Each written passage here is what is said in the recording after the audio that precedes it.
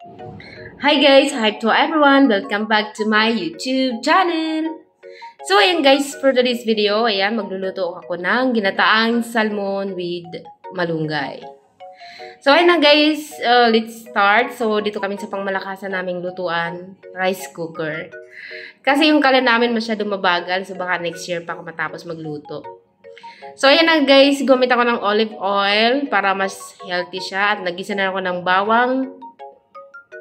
At sunod na natin yung sibuyas.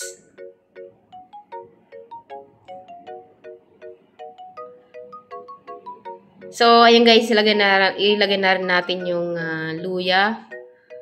Pagsamay na natin yung kamatis. Ayan, and mikos-mekos na yan. So, ayan, haluin lang natin hanggang maluto yung kamatis. So, at this point, guys, lalagyan natin yung salmon. Haluin natin.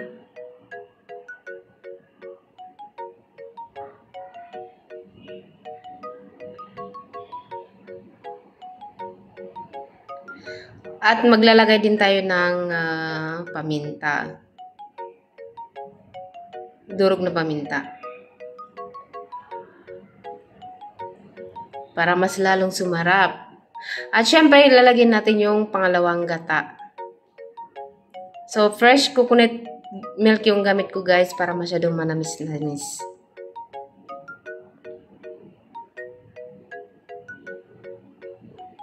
At lagyan na natin ng asin to taste.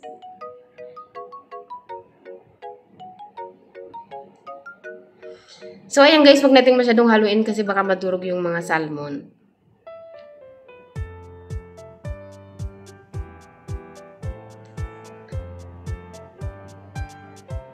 Siyempre, lalagyan natin yung pangmalakasang malunggay. Napaka-healthy niyan guys yung malunggay. At syempre guys, may gulay pa ako sa ref. So, idadagdag na natin yung talbos ng kamote.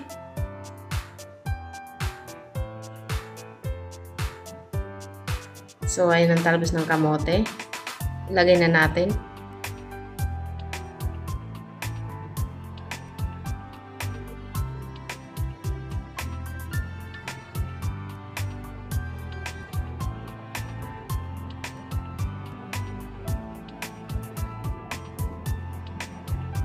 So, ayun na guys, lalagay natin yung unang gata.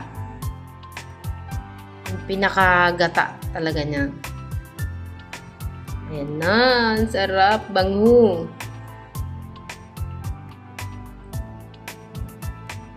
So, ayun guys, hintayin lang natin maluto yung gata at maya-maya ready na siya. Wow, ayan na siya guys.